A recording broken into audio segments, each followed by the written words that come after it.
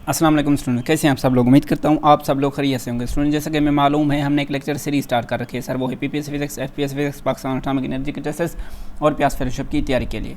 इसके लिए जो हम आज स्टार्ट करेंगे वो एक टेस्ट की डिस्कशन है। ये क्वेश्चन नंबर 3 है।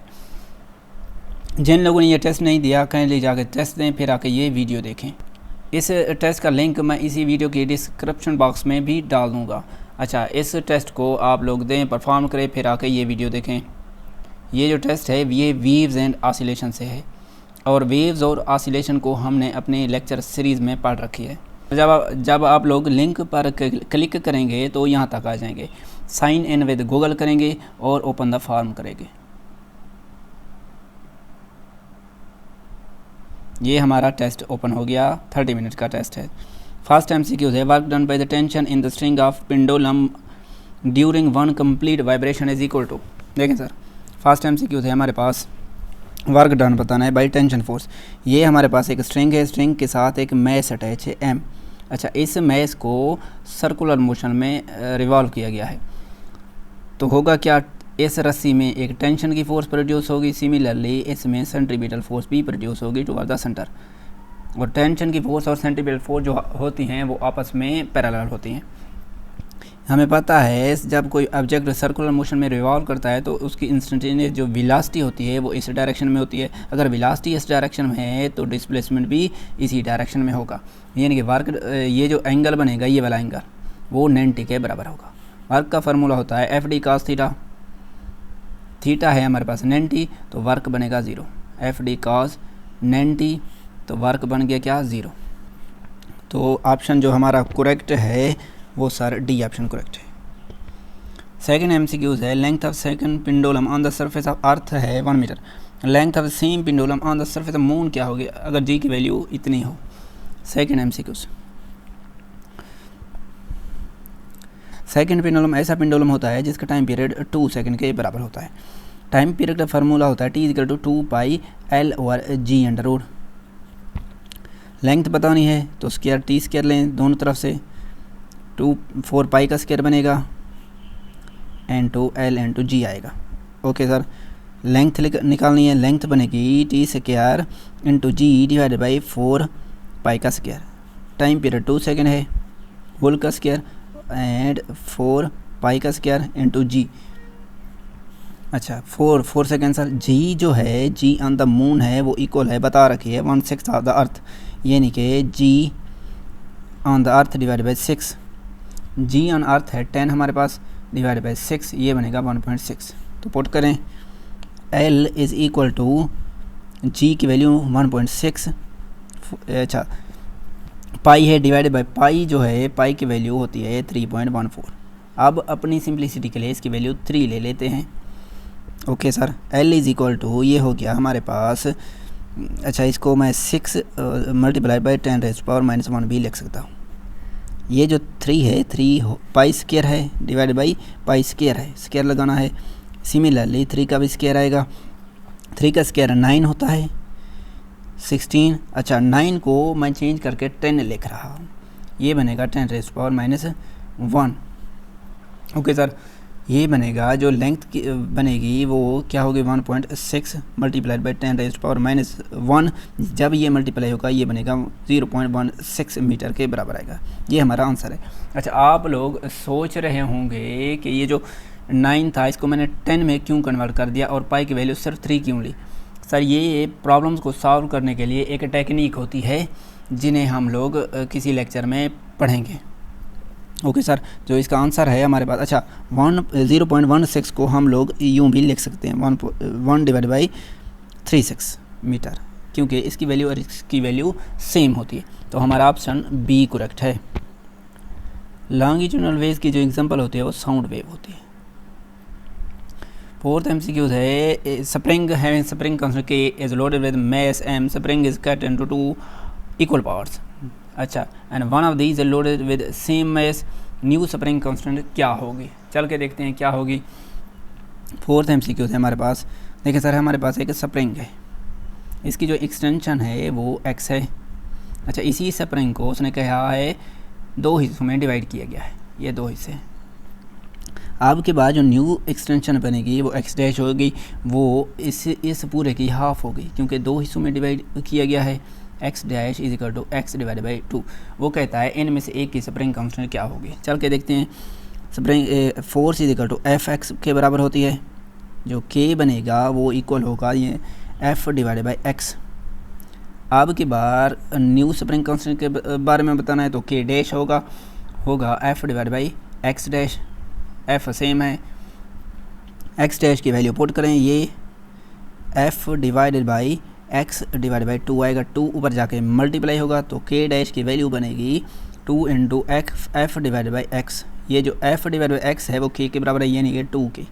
जो न्यू स्प्रिंग कांस्टेंट आई वो डबल हो गई, तो हमारा ऑप्शन करेक्ट हुआ ए। अच्छा, नेक्स्ट हमारे पास एमसीक्यूज है 5वां एमसीक्यूज। वो कह रहा है कि फ्रिक्वेंसी ऑफ वेव इतनी है, टाइम पीरियड बता दें। जो टाइम पीरियड होता है वो इन्वर्स होता है एफ़ का, यानी कि फ्रिक्वेंसी का। ये इक्वल होगा कितना है सर, 0.002। अच्छा, इशारे को हटाएं तो ऊपर 1000 हो जाएगा, 2 आएगा, ये इक्वल होगा 500, यानी कि 500 सेकंड के बराबर। डी ऑप्शन करेक्ट हो गया। नेक्स्ट हमारे पास एमसीक्यूज है। वो कहता है कि 6 MCQs. Simple pendulum of length 1 metre, mass M is suspended vertically, string makes angle theta बनाती है, तो विद वर्टिकल रिस्टोरिंग फोर्स बता दें। देखिए सर, हमारे पास एक सिंपल पेंडुलम, उसके बारे में बातें हो रही। इसके साथ मैस अटैच है, यानी कि इस पर वर्टिकली वेट एक्ट करेगा mg। वो कहता है अगर ये पेंडुलम कोई एंगल बना ले, यानी कि कुछ इस पोजीशन पर चला जाए, ये एंगल बना ले, तो बताएं रिस्टोरिंग फोर्स इस पोजीशन पर क्या होगी। तो जहाँ भी चला जाए जो वेट होगा वो वर्टिकली डाउनवर्ड एक्ट करेगा। उसकी वजह ये है क्योंकि जी वर्टिकली डाउनवर्ड एक्ट करता है। अगर यहाँ पर मैं एक वेक्टर ड्रा करूँ तो ये होगा, तो इस पर एक एंगल बनाएगा। थीटा के सामने वाला होता है साइन थीटा, mg है तो बनेगा mg साइन थीटा, और थीटा के साथ वाला जो बनता है वो mg cos थीटा बनता है। रिस्टोरिंग फोर्स का जो वर्क करेगी वो mg साइन थीटा होगी। क्या होगी, restoring force is equal to minus mg sine theta. Minus इसलिए है क्योंकि ये always directed toward the mean position होती है। ऑप्शन हमारा हुआ करेक्ट डी। 7वां एमसीक्यूज है। Simple pendulum made of a body which is hollow sphere containing mercury is suspended with by a wire, if little mercury is drain off, तो बताएं time period पर क्या असर पड़ेगा। 7वां एमसीक्यूज है। ये हमारे पास एक पेंडुलम है, ये एक वायर हो गई, ये एक बॉडी है, इसके अंदर मर्करी भरा हुआ है, ये केस हो गया ए। हमें पता है जो बॉडी का होल मैस है वहाँ एक्ट करता है जहाँ पर होल वेट एक्ट कर रहा होता है, यानी कि सेंटर मैस वहाँ पर होता है जहाँ पर बॉडी का होल वेस में, जहाँ पर बॉडी का होल मैस एक्ट कर रहा होता है। यहाँ पर हमने पढ़ रखा है जो लेंथ ऑफ सिंपल पेंडुलम ली जाती है वो सेंटर ऑफ मैस से ली जाती है। तो लेंथ बनी यहाँ से लेकर यहाँ तक, ना कि सरफेस ऑफ दिस बॉडी बनी लेंथ LA। बी केस है अगर इससे मरकरी निकल रहा है, यानी कि इस बॉडी से अब की बार मरकरी हाफ हो गया। ड्रेन ऑफ का मतलब होता है मरकरी इस बॉडी से निकल रहा है थोड़ा थोड़ा करके, तो अब की बार सेंटर मैस कुछ यहाँ पर चला गया, तो लेंथ यहाँ से लेंगे, लेंथ बनेगी LB। थर्ड केस में वो कह रहा है ये जो मरकरी है वो सारे का सारा खाली हो गया, तो अब की बार सेंटर मैस सेंटर पर आ गया क्योंकि मैस इसका यहाँ पर एक्ट कर रहा है सारे का सारा। तो लेंथ LC यहाँ से लेंगे। फिगर से जाहिर है जो LB है वो ग्रेटर है LA से। LA बराबर है LC के। टाइम पीरियड का फार्मूला होता है 2 पाई L/G√, यानी कि जो टाइम पीरियड है वो डायरेक्टली प्रोपोर्शनल है √L के। जिसकी लेंथ ज़्यादा उसका टाइम पीरियड भी ज़्यादा होगा। बी की जो लेंथ है वो सबसे ज़्यादा है। MCQ में पूछ रहा है कि जो लेंथ है जो या ये जो मरकरी है वो कुछ हद तक इससे निकल चुका है, यानी कि बी केस तक उसने पूछा हुआ है। अगर सी तक पूछ ले तो तब भी मैंने बता दिया है सी वाला। अब की बार बी केस तक पूछा गया है, यानी कि कुछ मरकरी इससे निकल चुका है, तो लेंथ बनेगी एल बी, यानी कि लेंथ जो होगी वो उसकी इंक्रीज़ हो चुकी होगी, यानी कि लेंथ इंक्रीज़ तो time period increase. Option A correct है। 8वां MCQ है हमारे पास। 8वां MCQ है starting from extreme position time taken. देखें सर, हमारे पास सिंपल हार्मोनिक मोशन में 3 पोजीशन होती हैं। ये होती है मीन पोजीशन जब कोई बॉडी ऑसिलेट करती है, ये होगी एक्सट्रीम पोजीशन। सिमिलरली इसके मुखालिफ जानिब भी एक्सट्रीम पोजीशन होती है। एक बॉडी चलती है एक्सट्रीम पोजीशन से मीन पोजीशन तक। अच्छा, आइडियस टू ट्रैवल एम्पलीट्यूड, पूरा एम्पलीट्यूड अगर वो कवर करे, ये जो डिस्टेंस बनेगा एक्सट्रीम से मीन तक, वो क्या होगा सर, एम्पलीट्यूड के बराबर होता है। तो टाइम यहाँ तक लगता है इस पॉइंट से लेकर इस तक T/4 के बराबर होता है। तो ऑप्शन हमारा T/4 ए करेक्ट हो गया। 9वां MCQ है। 9वें MCQ के बारे में पूछ रहा है कि source of sound is travelling. अब सोर्स ऑफ साउंड ट्रैवल कर रहा है, तो ओ अपेरेंट फ्रिक्वेंसी का फार्मूला होता है V divide by V - U into F। ये जो V है स्पीड ऑफ साउंड है, U जो है स्पीड ऑफ सोर्स है। Okay sir, speed of sound बता रखी है 340 है, 340 माइनस स्पीड ऑफ सोर्स जो है वो बता रखी है 34। फ्रिक्वेंसी है हमारे पास 450, ये बनेगी 340 डिवाइड बाई 306 मल्टीप्लाइड बाई 450। इसको इसके साथ काटें तो आंसर आएगा हमारे पास 500 के बराबर आएगा, 500 हर्ट्ज़। ऑप्शन जो करेक्ट है वो है बी। नेक्स्ट,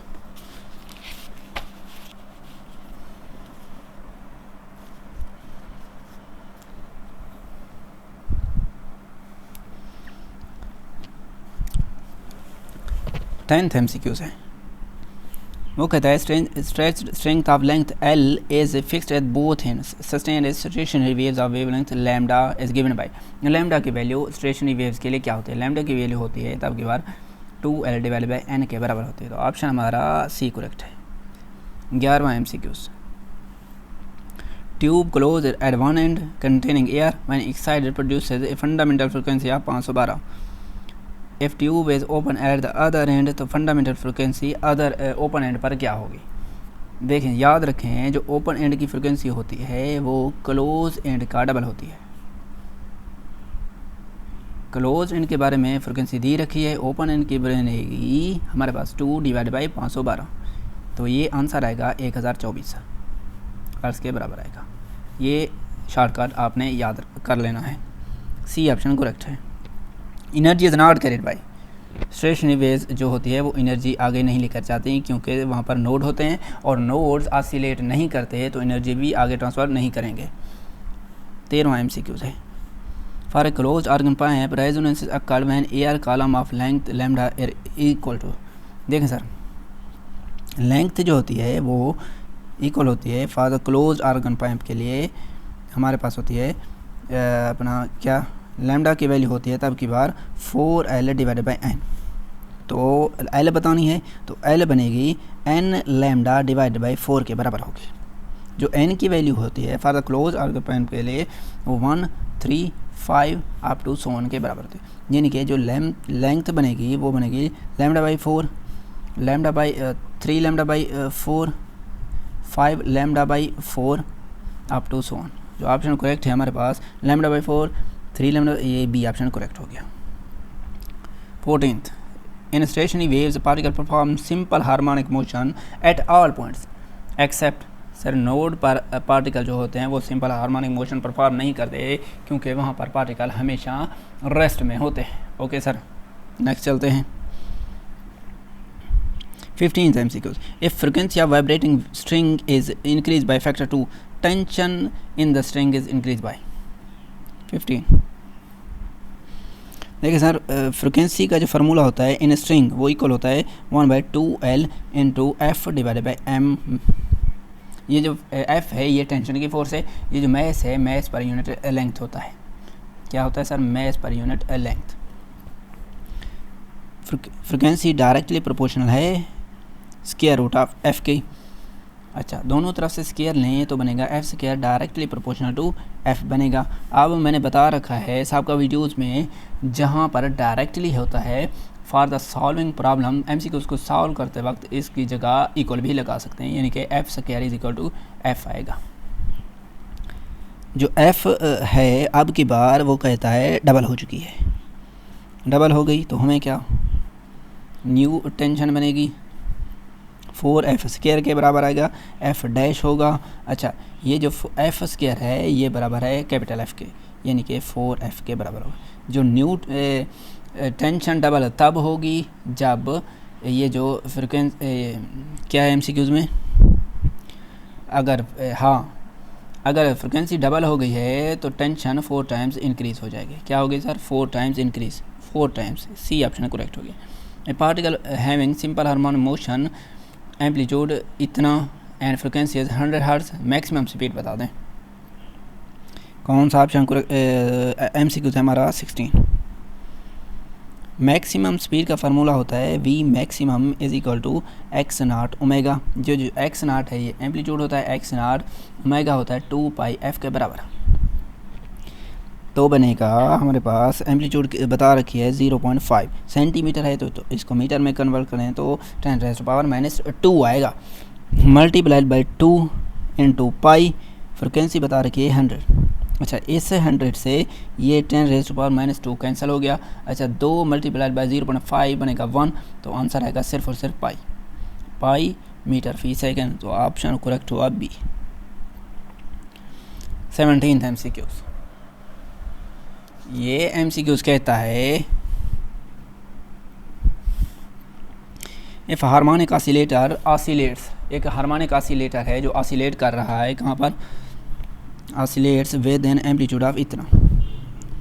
तो मैक्सिमम स्पीड इसकी बतानी है, V maximum is equal to x naught omega के बराबर होता है।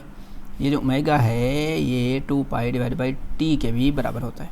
तो पुट करें जब x naught is equal to 2 pi divide by T, amplitude है 50 मल्टीप्लाइड बाई 10⁻³ अच्छा, ये 2 पाई की वैल्यू 3.414 होती है। तो टाइम पीरियड बता रखा है वो 2 सेकेंड है। अच्छा, 2 से 2 कैंसिल। अपनी सिंपलिसिटी के लिए इसकी वैल्यू सिर्फ और सिर्फ 3 भी लिख सकते हैं। 3 मल्टीप्लाइड बाई 50 यानी कि 150 आएगा, मल्टीप्लाइड बाई 10⁻³ के बराबर। तो इसका जो ऑप्शन करेक्ट है वो बी नहीं है, ए भी नहीं है, सी भी नहीं है, बल्कि ऑल ऑफ दीज है, क्योंकि सारी की वैल्यू सेम है। 18वां MCQs। एट प्लेस, ऐसी जगह जहाँ पर जी की वैल्यू इतनी हो तो लेंथ ऑफ सेकंड पेंडुलम क्या होती है? टाइम पीरियड का formula 2 pi divide by L over G under root के बराबर होता है। तो एल जो बनेगा वो T square into G divide by होगा 4 पाई स्क्वायर के। अच्छा, टाइम पीरियड सेकंड पेंडुलम का होता है 2 सेकंड, तो 2 square into 4 G divide by pi square. अच्छा, 4 इंटू ये कैंसिल हो जाएंगे, जी की वैल्यू पाई स्क्वायर से भी कैंसिल हो सकती है, तो एल की वैल्यू आएगी 1 मीटर या 1 सेंटीमीटर। ए ऑप्शन करेक्ट हो गया। डिस्टेंस बिटवीन 2 नोड्स के बराबर होता है λ/2।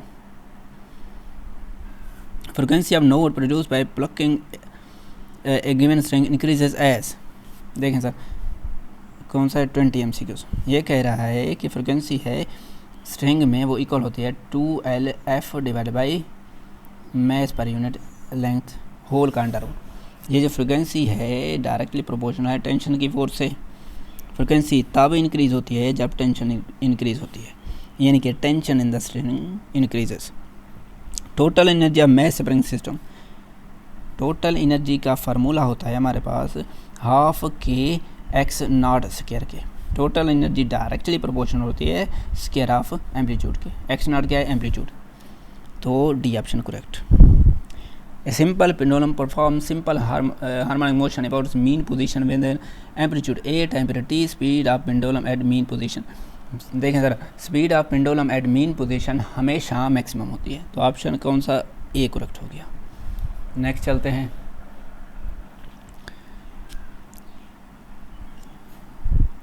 नेक्स्ट हमारे पास 23।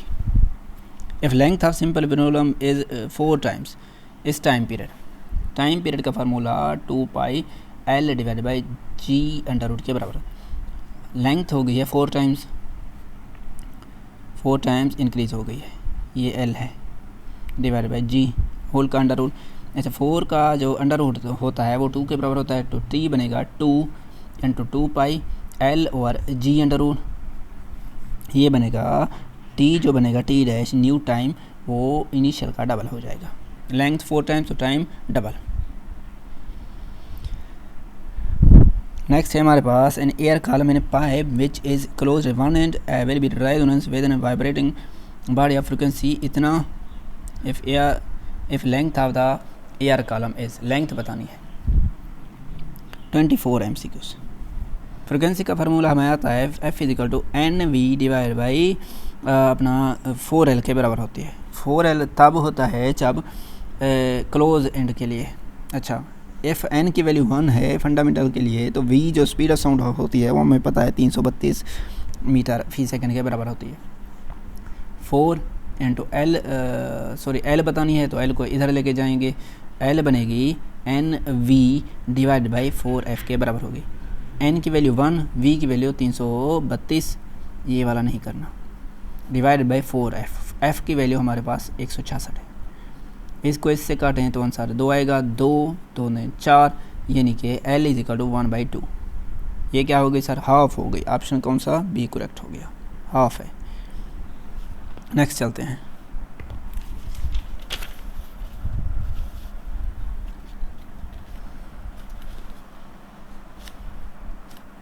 नेक्स्ट है हमारे पास छोटा सा MCQs, 25 MCQs।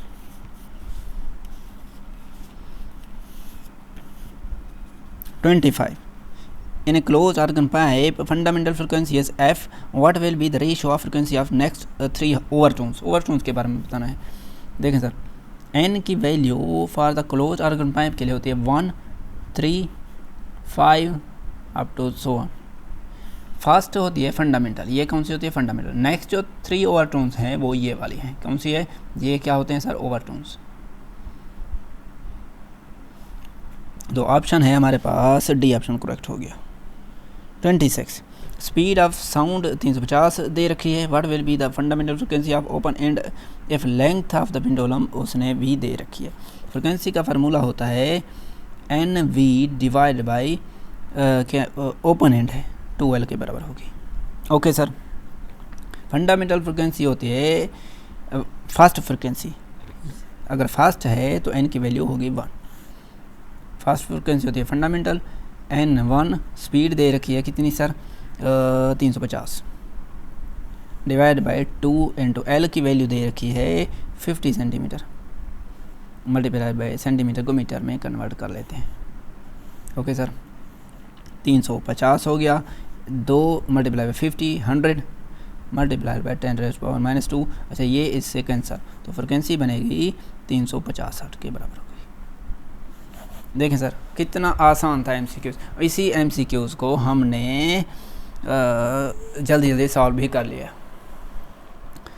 इस टेस्ट का मैं लिंक इस वीडियो की डिस्क्रिप्शन बॉक्स में डाल दूँगा। तो आज के लिए इतना ही, मिलते हैं नेक्स्ट, तब तक के लिए अल्लाह हाफ़िज़।